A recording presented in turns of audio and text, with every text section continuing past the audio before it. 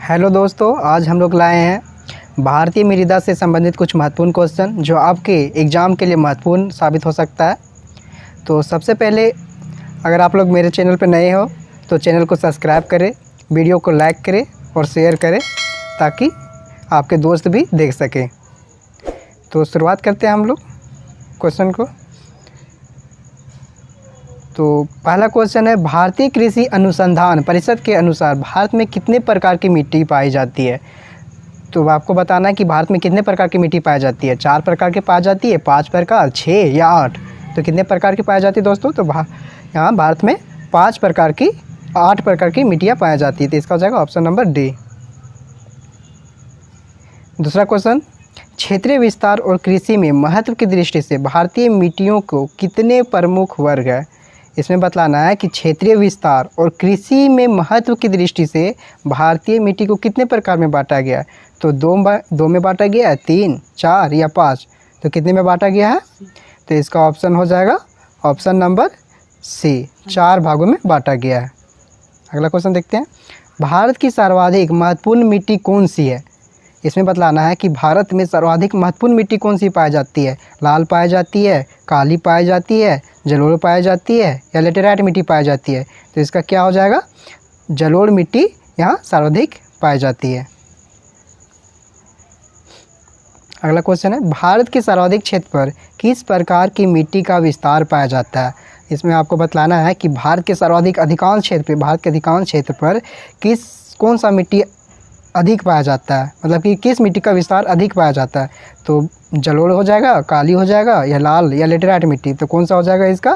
तो इसका हो जाएगा जलोढ़ मिट्टी, ऑप्शन नंबर ये, जलोढ़ मिट्टी सर्वाधिक पाया जाता है। अगला क्वेश्चन देखते हैं, क्षेत्रफल के आधार पर भारत की मिट्टियाँ का सही अवरोही क्रम है। इसमें आपको बताना है कि भारत में क्षेत्रफल के आधार पर मिट्टियों का सही अवरोही क्रम बतलाना है। तो इसमें क्या हो जाएगा? तो इसका या जलोढ़, काली, लाल या लेटेराइट हो जाएगा। तो क्या हो जाएगा इसका? इसका ऑप्शन हो जाएगा, इसका आंसर हो जाएगा ऑप्शन नंबर बी। जो सही क्रम है इसका वही ऑप्शन नंबर बी है। पहले कौन सा पाया जाता है? जलोढ़ ज़्यादा पाया जाता है, उसके बाद लाल, फिर काली, उसके बाद लेटेराइट। अगला क्वेश्चन देखते हैं, भारत के विभिन्न क्षेत्रों में विभिन्न प्रकार की मिट्टियाँ पाई जाती है, इसका प्रमुख कारण क्या है। क्वेश्चन पूछ रहा है कि भारत के विभिन्न क्षेत्रों में विभिन्न प्रकार की मिट्टियाँ पाई जाती है, क्योंकि हर एक क्षेत्र में तो एक जैसा मिट्टियाँ नहीं पाया जाएगा, हर एक राज्य में अलग अलग प्रकार की मिट्टियाँ पाई जाती है। तो उस बतलाना कि इसका क्या कारण है, जलवायु एवं संरचना की विविधता के कारण, या संरचना एवं ऊंचावच की विविधता के कारण, या जलवायु एवं ऊंचावच की विविधता के कारण, या जलवायु संरचना एवं ऊंचावच की विविधता के कारण। तो इसका क्या आ जाएगा आंसर? इसका आंसर हो जाएगा ऑप्शन नंबर डी, जलवायु संरचना एवं ऊंचावच की विविधता के कारण। अगला क्वेश्चन देखते हैं, तटीय मैदानों और उत्तर भारत के मैदानों में उत्कृष्ट मृदा है। तो इसमें बतलाना है कि तटीय मैदानों और उत्तर भारत के मैदानों में उत्कृष्ट मृदा कौन सी पाई जाती है। क्या जलोढ़ पाई जाती है, शुष्क पाई जाती है, काली पाई जाती है या लाल पाई जाती है। तो कौन सा मिट्टी पाया जाता है? जलोढ़ मिट्टी पाया जाता है। इसका क्या हो जाएगा? ऑप्शन नंबर ये। अगला क्वेश्चन देखते हैं, नवीन जलोढ़ मिट्टी को अन्य किस नाम से जाना जाता है। आपको बतलाना है कि जो नवीन जलोढ़ मिट्टी है उसको अन्य किस नाम से जाना जाता है। खादर मिट्टी के नाम से जाना जाता है, बांगर से जाना जाता है, कलर से नाम जाना जाता है या रेगुड़ से। तो इसका क्या हो जाएगा? खादर नाम से जाना जाता है। जो नवीन जलोढ़ मिट्टी है वो खादर के नाम से जाना जाता है। तो इसका क्या हो जाएगा आंसर? ऑप्शन नंबर ये, खादर। आपको पता होगा कि ये जो जलोढ़ मिट्टी है 2 भाग, तो इसमें आपको पता होना चाहिए कि जो जलोढ़ मिट्टी है उसको 2 भाग में बांटा गया है, एक खादर और बांगर। जो खादर होता है वह जो नवीन जलोढ़ मिट्टी है उसको खादर के नाम से जाना जाता है, और जो पुरानी जलोढ़ मिट्टी है उसको बांगर से नाम से जाना जाता है। अगला क्वेश्चन देखते हैं, पुरानी जलोढ़ मिट्टी को अन्य किस नाम से जाना जाता है। जैसा अभी बताए थे मेरे दोस्तों कि पुराना जलोढ़ मिट्टी को किस नाम से जाना जाता है। तो ये इसका क्या हो जाएगा? ऑप्शन नंबर बी, बांगर के नाम से जाना जाता है। किसको? पुरानी जलोढ़ मिट्टी को। और नई जलोढ़ मिट्टी को किस नाम से जाना जाता है? तो नई जलोढ़ मिट्टी को खादर के नाम से जाना जाता है। अगला क्वेश्चन देखते हैं, भारत की उत्तरी मैदान की मृदा सामान्यतः कैसी बनी है। तलावचन से, तलोचन से, स्वस्थानीय अपचयन द्वारा या अपवर्दन द्वारा। तो भारत की जो उत्तरी मैदान की मृदा है सामान्यतः कैसी बनी है? तो ये हो जाएगा तलोचन से। तो इसका क्या हो जाएगा आंसर? ऑप्शन नंबर बी, तलोचन से। अगला क्वेश्चन है, गंगा के जलोढ़ मिट्टी की भूमि सतह के नीचे है लगभग। बताना है कि गंगा जो जलोढ़ मिट्टी है वह गंगा की भूमि से उसके सतह से कितना नीचे है लगभग। तो कितना है, 600 मीटर है, 6000 मीटर है, या 800 मीटर है, या 100 मीटर है। तो इसका क्या हो जाएगा आंसर, ऑप्शन नंबर ये। कितना नीचे है, तो 600 मीटर। अगला क्वेश्चन देखते हैं, गंगा के मैदानों की पुरानी कछारी मिट्टी कहलाती है। जो गंगा के मैदान है उसकी पुरानी कछारी मिट्टी क्या कहलाती है। जैसा ऊपर भी बताया था कि पुरानी जो मिट्टी होती है उसको क्या कहते हैं, बांगर कहते हैं। तो इसका आंसर क्या हो जाएगा, ऑप्शन नंबर ये, बांगर। अगला क्वेश्चन देखते हैं, निम्नलिखित में से किस प्रकार की मिट्टी के लिए न्यूनतम उर्वरक की आवश्यकता होती है। ऐसा मिट्टी को बतलाना है जिसमें न्यूनतम उर्वरक, ज़्यादा जो खाद होता है ना उस समय वैसा मिट्टी में उर्वरक की आवश्यकता कम होती है। तो कौन सी मिट्टी में कम होती है, तो बतलाना है क्या काली मिट्टी में कम प्रयोग किया जाता है उर्वरक का, या लाल मिट्टी में, या जलोढ़ मिट्टी में, या लेटेराइट मिट्टी। जो जलोढ़ मिट्टी होता है वो अधिक उपजाऊ होता है जिसके कारण से इनमें उर्वरक की आवश्यकता कम होती है। तो इसका आंसर क्या हो जाएगा, ऑप्शन नंबर सी, जलोढ़ मिट्टी। आगे बताना है कि गंगा के मैदान की पुरानी कछारी मिट्टी कहलाती है। गंगा के मैदान की पुरानी कछारी मिट्टी क्या कहलाती है। तो इसका क्या हो जाएगा, ऑप्शन बी हो जाएगा, बांगर। आगे तो ऊपर में हम लोग देखे थे, क्या हो जाएगा, बांगर। अगर आपको अच्छा लग रहा होगा वीडियो तो लाइक करें और हमारे चैनल को ज़रूर सब्सक्राइब करें। अगला बताना है कि भारत में समस्त स्थल भाग का कितना प्रतिशत जलोढ़ मिट्टी से ढका है। तो 20%, 24%, 29% या 33%। सॉरी दोस्तों, इसमें ऑप्शन जो है वह मिस्टेक हो गया। तो इसका क्या हो जाएगा, इसमें 40% पाया जाता है। कितना हो जाएगा, एक मिनट, इसमें जो है 40% पाया जाता है। कितना, 40% पाया जाता है। इसमें ऑप्शन नहीं है। बोल रहा है कि भारत में समस्त स्थल भाग का कितना प्रतिशत जलोढ़ मिट्टी से ढका है, तो 40% से ढका है। अगला क्वेश्चन देखते हैं, जलोढ़ मिट्टी में जब बालू के कणों और चीका की मात्रा लगभग बराबर हो तो उसे क्या नाम दिया जाता है। जलोढ़ मिट्टी में जब बालू के कण और चीका की मात्रा लगभग दोनों बराबर होती है तो उसको क्या नाम दिया जाता है, रे दिया जाता है, कलर, या रेगुड़, या दोमट। तो इसका क्या आ जाएगा आंसर, ऑप्शन नंबर बी, क्या कहा जाता है, कलर कहा जाता है। अगला देखते हैं, भारत में पाए जाने वाली कौन सी मिट्टी क्रेस्टोसियस युग में दरारी उद्भेदन से निक्षेपित पदार्थों से बनी है। तो लेटेराइट मिट्टी, काली मिट्टी, क्षारीय मिट्टी, या बलुई मिट्टी। तो इसका क्या हो जाएगा ऑप्शन, आंसर क्या हो जाएगा दोस्त, तो इसका आंसर हो जाएगा ऑप्शन नंबर बी, काली मिट्टी। अगला देखते हैं, निम्न में से कौन सी मिट्टी प्रायद्वीपीय भारत में अधिकतम क्षेत्र पर विस्तृत है। आपको बतलाना है कि कौन सा मिट्टी है जो प्रायद्वीपीय भारत में अधिकतम क्षेत्र पर विस्तृत है। काली मिट्टी है, लेटेराइट मिट्टी, लाल मिट्टी, या जलोढ़ मिट्टी। तो इसका क्या हो जाएगा, जो काली मिट्टी है वो प्रायद्वीपीय क्षेत्र में अधिकतम क्षेत्र पर विस्तृत है। जिसमें काली मिट्टी में क्या होता है, काली मिट्टी जो है महाराष्ट्र में पाया जाता है। इसमें कपास की खेती अधिक होती है, किसमें, काली मिट्टी में। तो इसका क्या हो जाएगा आंसर, ऑप्शन नंबर ये, काली मिट्टी। अगला देखते हैं, कपास की खेती के लिए सर्वोत्तम मिट्टी होती है। जैसा कि मैंने अभी बतलाया था, कपास की मिट्टी के लिए कौन सा होती है, काली मिट्टी होता है, लाल मिट्टी, चिकनी मिट्टी, या लेटेराइट मिट्टी। तो क्या होता है, कपास की खेती कौन सा मिट्टी में सर्वाधिक होती है, तो काली मिट्टी में। तो ऑप्शन ये। अगला देखते हैं, लावा के प्रवाह से किस मिट्टी का निर्माण होता है। आपको बतलाना है कि लावा है उसके प्रवाह से किस मिट्टी का निर्माण होता है। लाल मिट्टी, काली मिट्टी, जलोढ़ मिट्टी, लेटेराइट मिट्टी। तो किससे होता है, लावा के प्रवाह से काली मिट्टी का निर्माण होता है जिसमें कपास की खेती होती है। तो इसका क्या हो जाएगा आंसर, ऑप्शन नंबर बी, काली मिट्टी। अगला देखते हैं, काली मिट्टी का विस्तार पाया जाता है। आपको बताना है कि काली मिट्टी का विस्तार कहाँ पाया जाता है, कौन सा क्षेत्र में, भारत के कौन सा क्षेत्र में काली मिट्टी का अधिक विस्तार पाया जाता है। महाराष्ट्र में पाया जाता है, मध्य प्रदेश में पाया जाता है, गुजरात में पाया जाता है, या इनमें से सभी। तो कहाँ पाया जाता है, काली मिट्टी का जो विस्तार है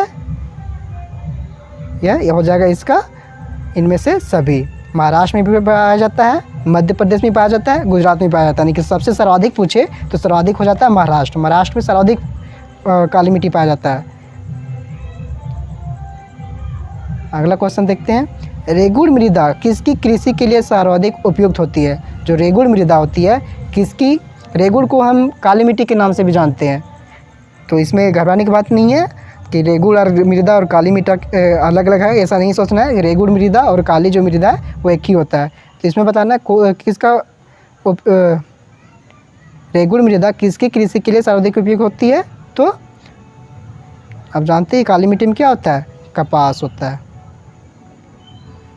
आगे देखते हैं, निम्नलिखित में से कौन सी मिट्टी जैव पदार्थों से भरपूर होती है। बताना है कि कौन सी मिट्टी है वो जैव पदार्थों से भरपूर होती है। काली मिट्टी, मखरली मिट्टी, लाल मिट्टी या जलोढ़ मिट्टी। तो क्या हो जाएगा इसका आंसर, ऑप्शन नंबर ये, काली मिट्टी जो होती है वह जैव पदार्थों से भरपूर होती है।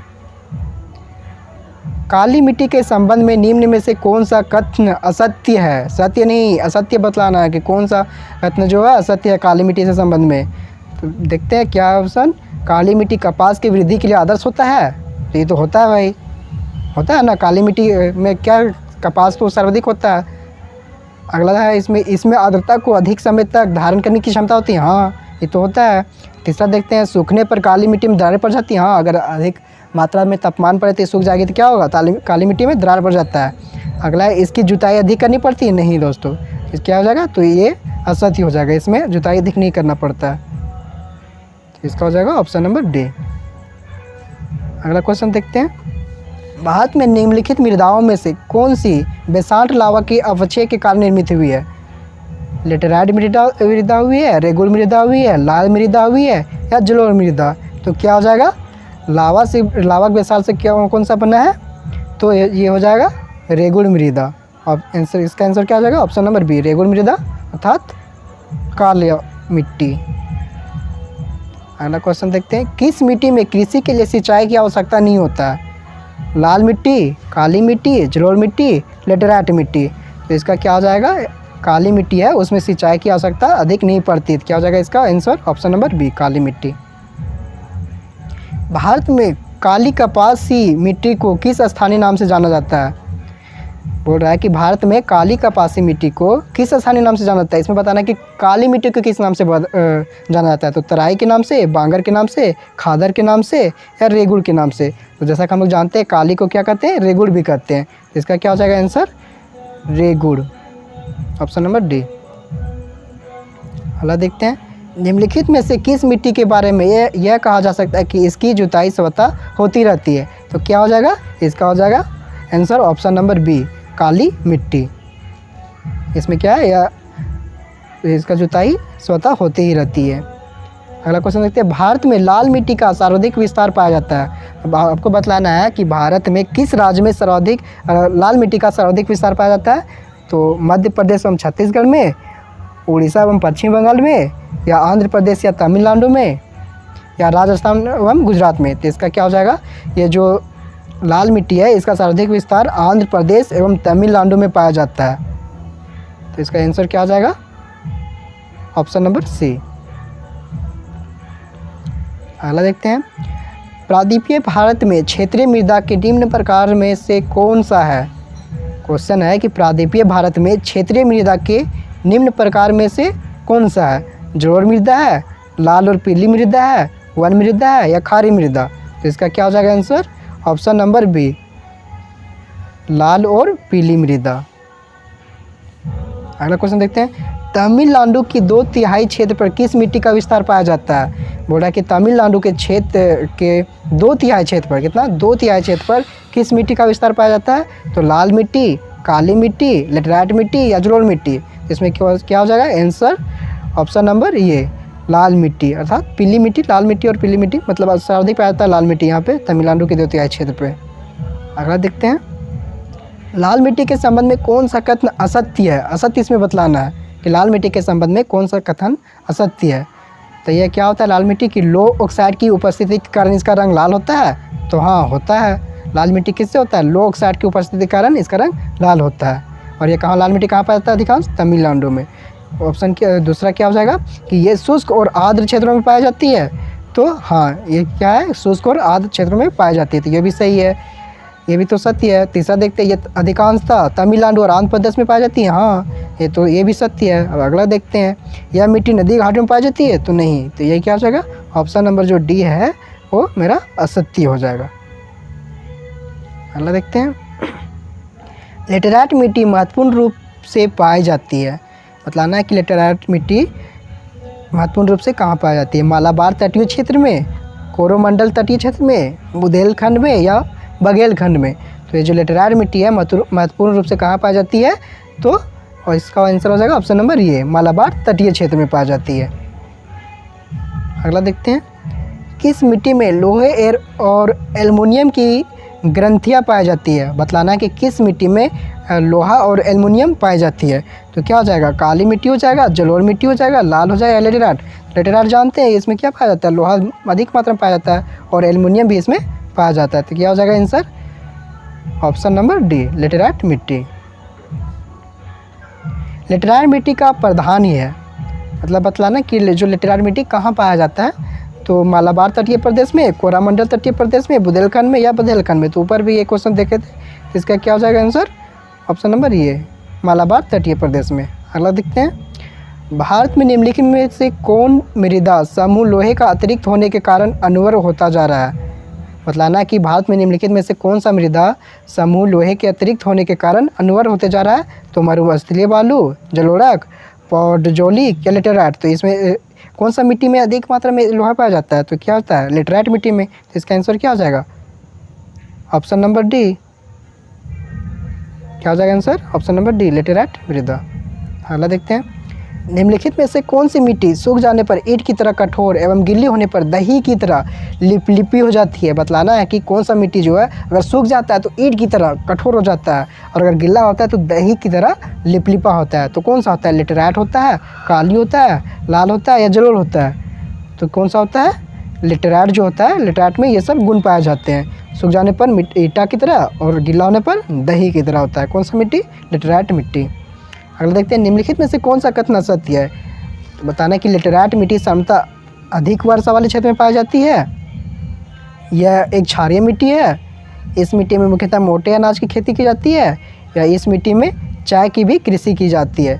तो इसका क्या हो जाएगा आंसर, ऑप्शन नंबर बी, पूरा कौन सा कथन असत्य है। तो क्या होता है, जो लेटेराइट मिट्टी है होती है वह क्षारीय नहीं होती है। क्या होती है, लेटेराइट मिट्टी क्षारीय नहीं होती है। तो क्या हो जाएगा, ये असत्य हो जाएगा। बाकी बात तीनों सत्य था, सही था। अगला देखते हैं, निम्नलिखित में से कौन सा कथन असत्य है, इसमें बतलाना है। तो लेटेराइट मिट्टी में सिलिका की अधिकता होती है, सूख जाने पर यह मिट्टी ईंट के भांति कठोर रहती है। हाँ, तो ये तो सही है, सूख जाने पर ईंट की तरह कठोर होती है। इस मिट्टी में लोहा एवं एल्युमिनियम की अधिकता होती है। हाँ, तो लेटेराइट में तो होती है। किसका किसका होता है, लोहा और एल्युमिनियम की अधिकता होती है। अगला देखते हैं, इस मिट्टी की उर्वरा शक्ति कम होती है। तो नहीं, इसका उर्वरा शक्ति भी अधिक होती है।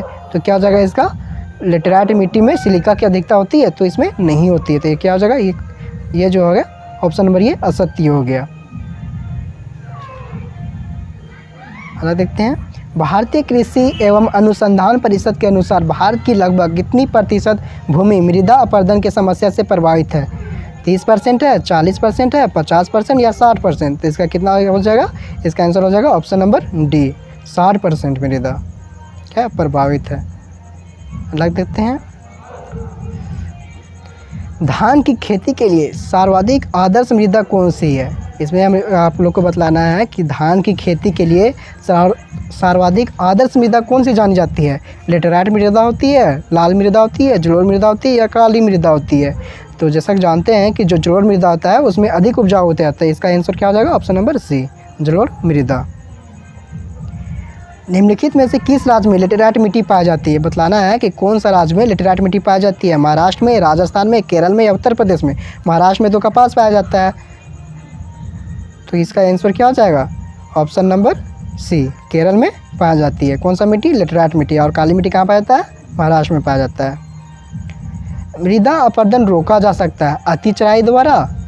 बोर्ड क्वेश्चन कि मृदा अपरदन को रोका जा सकता है क्या अधिक चराई के द्वारा, या वनस्पति वनमूलन के द्वारा, वन रोपण के द्वारा, या पक्षी संख्या में वृद्धि करने द्वारा। तो पक्षी संख्या से क्या है, इसमें इससे तो कोई रिलेटेड नहीं है। तो क्या हो जाएगा इसका आंसर, ऑप्शन नंबर सी, वन रोपण जितना करेंगे उससे क्या होगा, मृदा अपरदन को रोका जा सकता है। जितना वन लगाएंगे उससे उतना मिट्टी रुकेगा।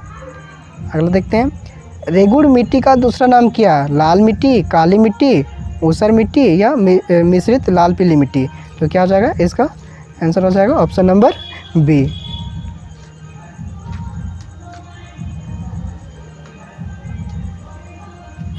क्या हो जाएगा इसका, रेगुड़ मिट्टी का दूसरा नाम क्या है, तो काली मिट्टी, ऑप्शन नंबर बी। रेगुड़ मिट्टी सबसे ज़्यादा है। रेगुड़ मिट्टी सबसे ज़्यादा कहाँ पाया जाता है? महाराष्ट्र में, तमिलनाडु में, आंध्र प्रदेश में, झारखंड में। तो जैसा कि हम लोग जानते हैं रेगुड़ को ही काली कहते हैं, और काली मिट्टी कहाँ सर्वाधिक पाया जाता है? तो महाराष्ट्र के क्षेत्र में पाया जाता है।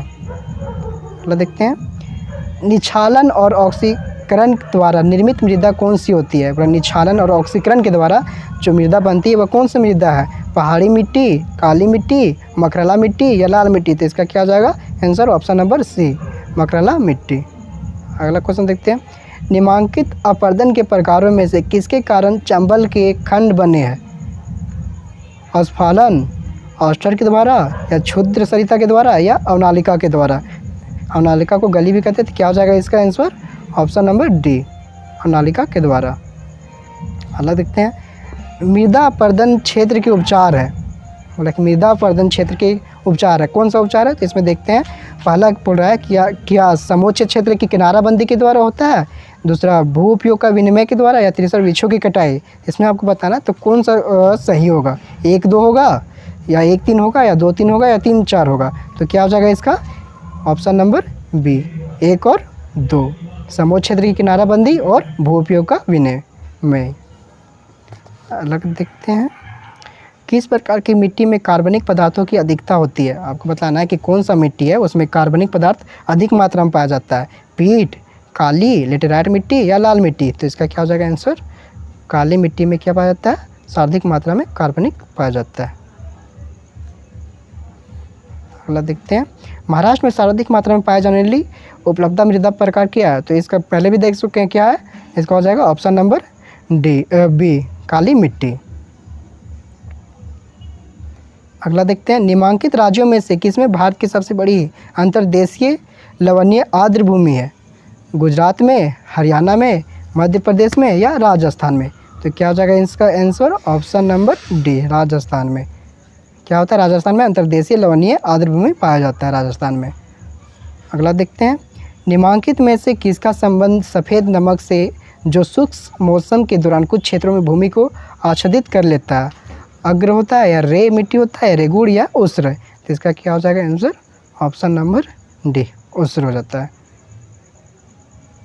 तो इस तरह से दोस्तों मृदा की जो क्वेश्चन था, महत्वपूर्ण क्वेश्चन, वो समाप्त हो गया है। तो आपको अगर वीडियो अच्छा लगता है लाइक करें और हमारे चैनल को सब्सक्राइब करें। Thank you.